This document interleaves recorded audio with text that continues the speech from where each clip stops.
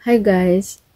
Para sa mga hindi pa nakakaalam, alam nyo ba na meron tayong tinatawag na 5 love languages or language of love.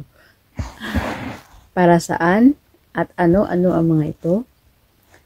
Tapusin ang bidyong ito para malaman mo. Para malaman mo kung ano yung language of love mo at ang language of love ng partner mo. Okay, number 1 is words of affirmation or mga salitang papuri or mga encouraging words. So, may mga tao, babae man o lalaki, na feel nila love sila kapag pinupuri mo sila palagi. Like, halimbawa, asawa mo na promote sa trabaho. So, try mo siyang purihin.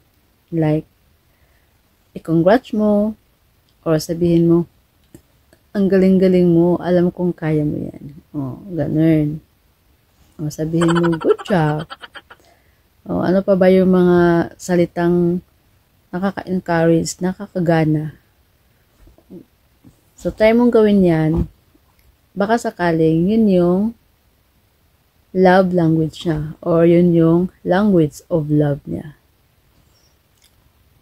Pangalawa is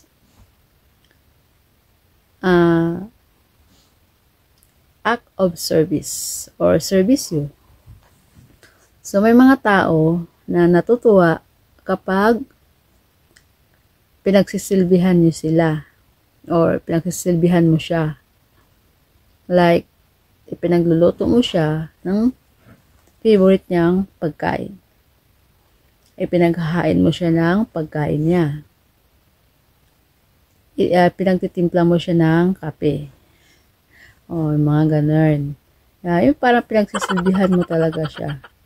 So, malay natin, yun yung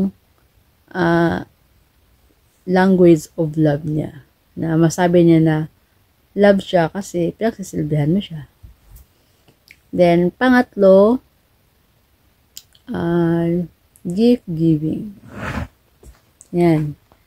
So, may mga tao, babae man o lalaki, na natutuwa or nafe-feel nila na love sila kapag binibigyan mo sila ng regalo. Sa mga special occasion lang naman yung like birthday ng asawa mo,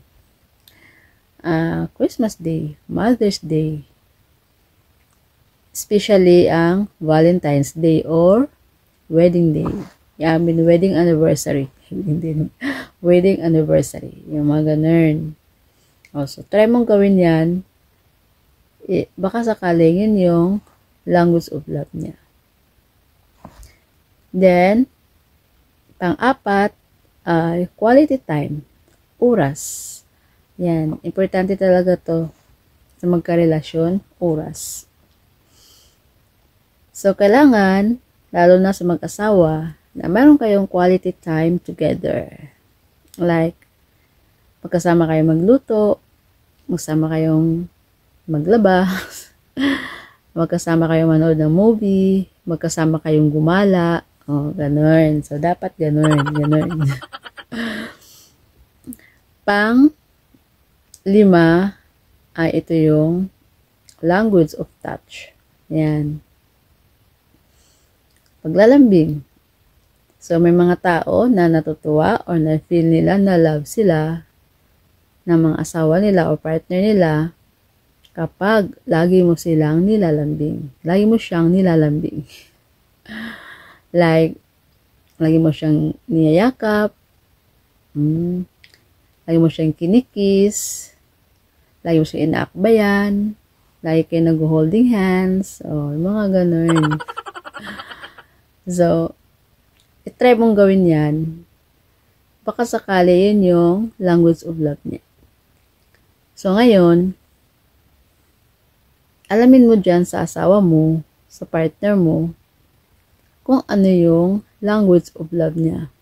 At i-apply mo yan. Para mas talo pang tumibay ang relasyon na meron kayo. What? Bro, what are you talking about, man? Ayan. At ikaw din, alamin mo kung ano yung language of love mo. Ako, yung language of love ko is quality time. Gusto ko oras. Yan talaga yung gusto ko. Kasi mahirap naman, binibigyan mo siya ng regalo. Hindi pala siya natutuwa din sa regalo. Ang gusto lang pala niya is, yakap mo, okay na siya. O, di ba? So, kailangan talaga alamin yung mga language of love ng bawat partner. So, yun lang. Sana may natutunan kayo. Thanks for watching. Bye.